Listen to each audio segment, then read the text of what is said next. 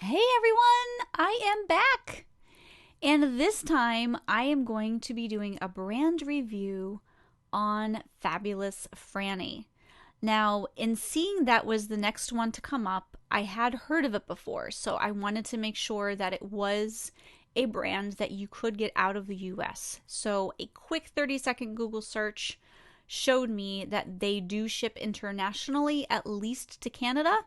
So now I am proceeding with this live. I just wanted to make sure that I wasn't doing this live review for a company inside the US because my intention with these reviews, at least right now, is to review and assess brands for those of you outside of the US because my current brand information is generally US brands. So let me go ahead and turn this around for you guys so you guys can see what I'm seeing. And Jen recommended Fabulous Frannie for me to check out. So let me zoom in on their website so that those of you on your phones can also see well what I'm seeing. It looks like they have several different kinds of products, number one being essential oils. Let's check out some of their singles. Now, I'm not seeing any specific, let me just see at the top here. Order to their essential oils. Sometimes they're alphabetical, not necessarily the case here. So let's go ahead and check out let's check out their Blue Tanzy essential oil and see what that says.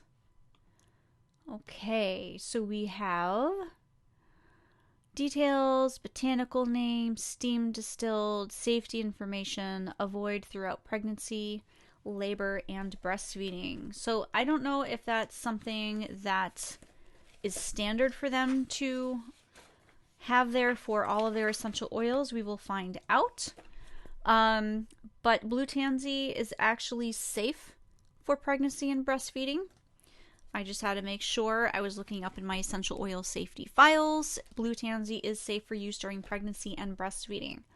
Does have some drug interactions though, and I'm not seeing those listed here. So we will see as we dig into different essential oils what their other profiles look like. I'm going to assume this looks a lot like a general warning that they would have listed for probably all of their essential oils, but again, we will look at that pretty soon. They are suggesting a patch test. Keep away from children and pets. Do not take internally unless working with a qualified and expert practitioner, which I am glad to see. Never use undiluted. Also glad to see. So, okay, so this is inaccurate, and I'm seeing the lack of drug interactions. But let's move on and see what else they have here.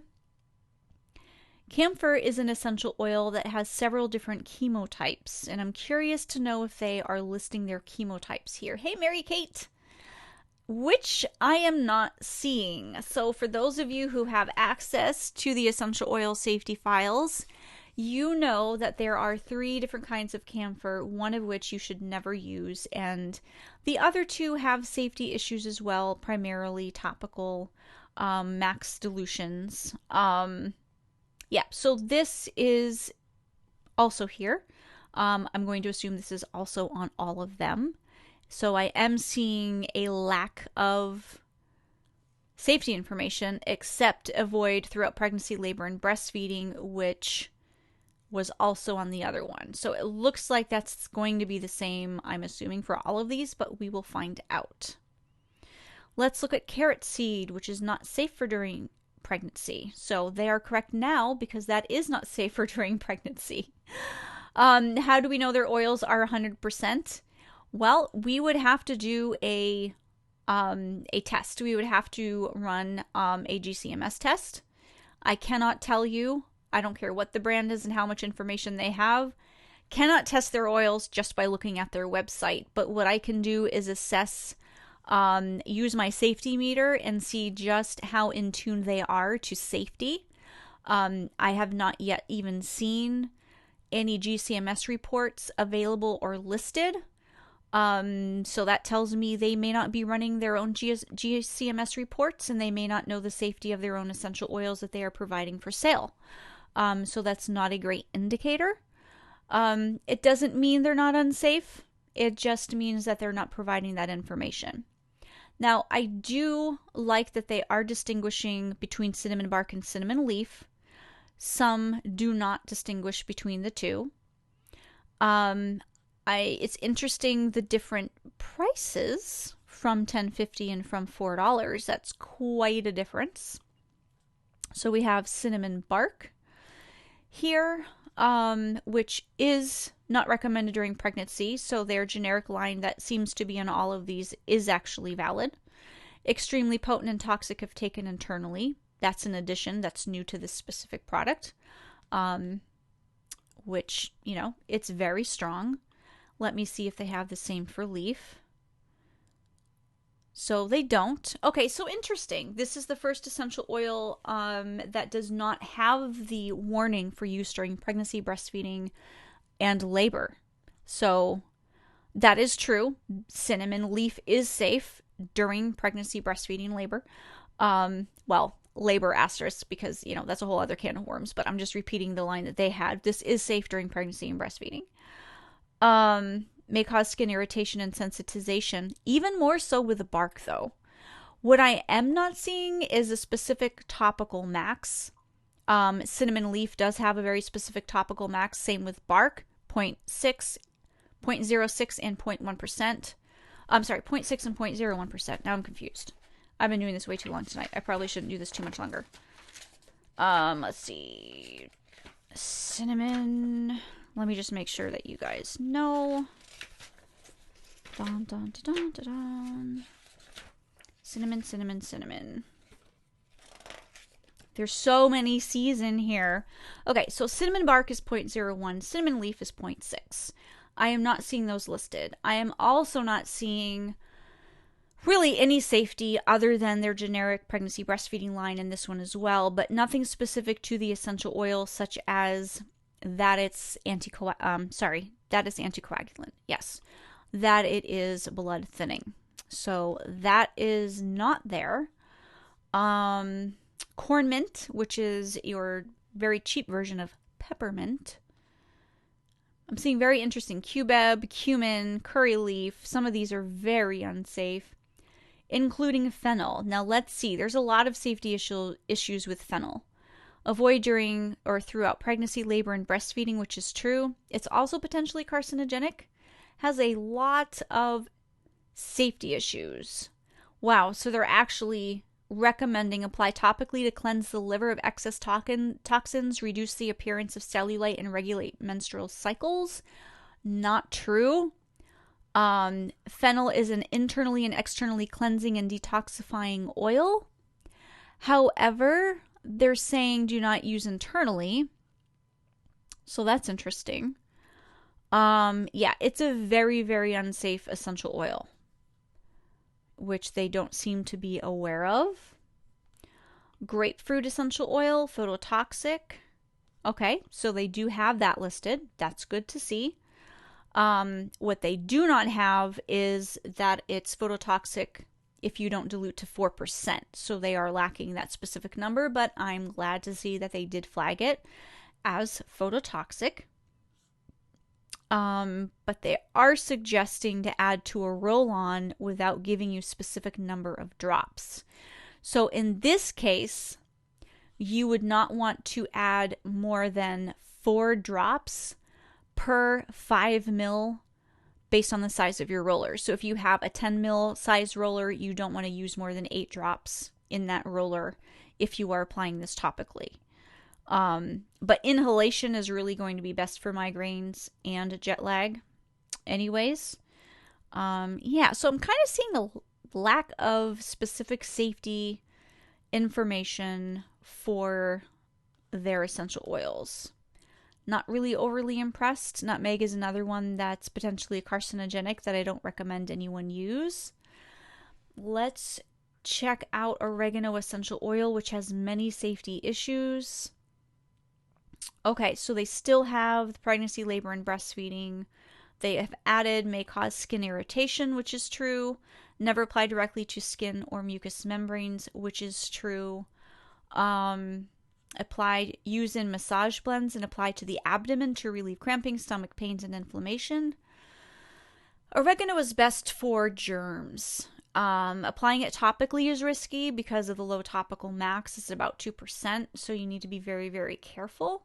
Use when cooking to relieve stomach gas caused by acidity. I do not recommend using any essential oils, especially oregano essential oil, which is anticoagulant, which means it does thin the blood in cooking. So they're saying that here, but then they're saying do not take internally.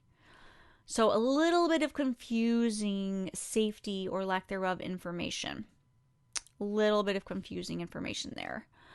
Peppermint, let's see what they have here. Keep away from eyes, use low dilution for application on the face or sensitive skin. So they're referencing the fact, I don't know if they're aware of it or not, but peppermint is to be diluted to 5.4% when used topically. And it's not safe for children under the age of 6 years old, which they're not letting you know either. So, not too impressed. Let's see if they have blends that I can assess. All right, essential oils blends. Alrighty. So let's see how well they do with formulating blends. Let's go with Attention Pure Essential Oil Blend. Okay, let's see. Cedarwood, lavender, orange, and vetiver. So this can work if this is recommended for ADD, ADHD. Certain types of children that have ADD or ADHD do well with a blend of essential oils that are sedative, but other children, because there's different types, do best with stimulating essential oils. And there's no indication on here about that knowledge at all. And again, these are sedative. Cedarwood is very sedative. Vetiver is very sedative. Lavender is calming for many people, sometimes stimulating for some. Orange is calming. I don't know if this could be helpful for I don't know. Nothing's helpful for everybody. This could work. This could not work. Okay, so that was interesting. Let's see. Boo Boo Pure Essential Oil Blend. They're suggesting tea tree, lavender, and chamomile. That is good. Cuts and scrapes heal faster. Appearance of scars and stretch marks.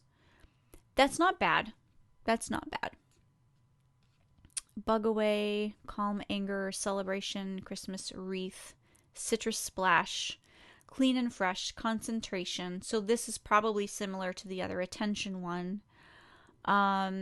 Cypress and peppermint. Okay, so this would be a more stimulating blend. So that other blend was more sedative. This is more stimulating. Okay. That could work as well. See, blends, when I see words like confidence and courage, essential oils really don't help with that. De-stress. Let's see. Grapefruit, ylang-ylang, and lavender. So those are calming. Well, ylang-ylang and lavender can be calming. Grapefruit is more stimulating, but that could help with stress. Yes. Let's just see. The use is aromatherapy, custom massage, and body oils. So they are suggesting topical use. Ylang-ylang does have a low topical max of 0.8%. Grapefruit, 4%. So you want to be very careful if you happen to use that topically. But for stress, inhalation is going to be better. Let's check out the energy blend. Sometimes they contain sedative essential oils. Okay, rosemary is stimulating. Bergamot is calming and for some people sedative. So this may not work. I know a lot of people formulate blends with bergamot thinking bergamot is a citrus. It's going to be energetic. It's just not the case. This is the one citrus that is not one you want to use for energy. Okay, let's see. Hair pure, fresh air, happy feet, happy pure, head aid. Kids peace and calm. Let's see. About this one. Mandarin, lavender, Bulgarian, vetiver, and sweet orange. Those are calming. Those are calming. That could work. Yes, it could. Let's see. Rejuvenate, relax. Let's see if these are sedative essential oils.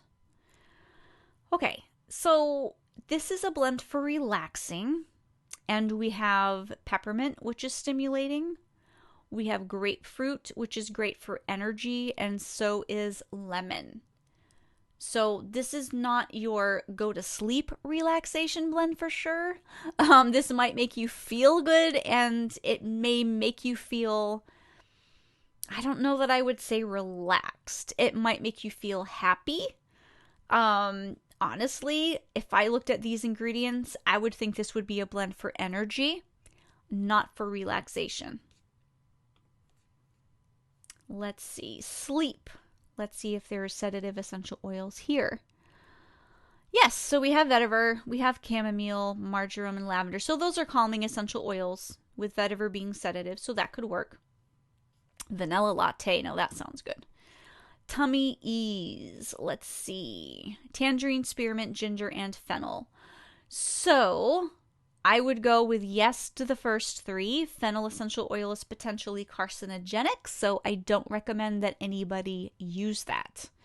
Inhaling this blend, minus the fennel, inhaling these three essential oils, tangerine, spearmint, and ginger, are great essential oils for digestive issues when inhaled. So you can make your own blend without the fennel. Okay, so let's just call that good. There's a page 2, but I think that I personally have seen enough. Let me take a peek at their roll-ons and see. Okay, so these are a lot of the same blends. I'm just curious to see if they have any dilution indications on here. It is pre-diluted. Okay, so they aren't letting you know what it's diluted to. So we don't know if this is a 2% dilution or a 20% dilution. We don't know. And we need to know because we have bergamot, which is phototoxic. Grapefruit, which is phototoxic. We have ylang ylang essential oil, which needs to be diluted to 0.8%, or it could be sensitizing. So we need to know that information. So I am not seeing that on here.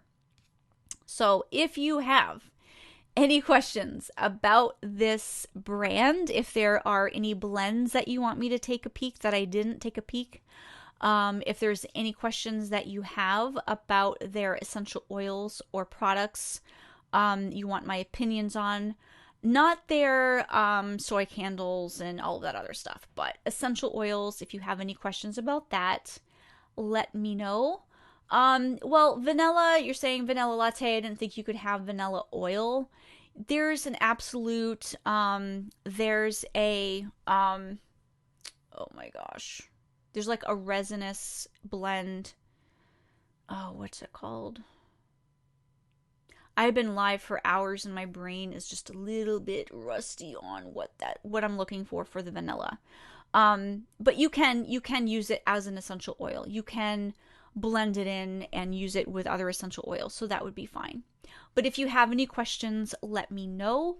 I would not rely on this website for safety information. It doesn't look like they really have much of any, at least not as much as I have in these books. So if you want to grab a copy, you can find these at uoslibrary.com. Currently out of the print books. Expect to have more in March, but you can access the ebook and the online version so that you can look up the safety yourself.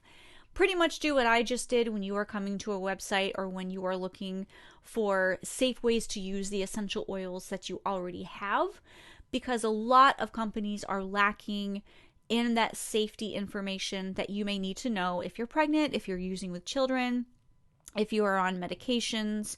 You need to know this so that you are using your essential oil safely and you don't have adverse reactions.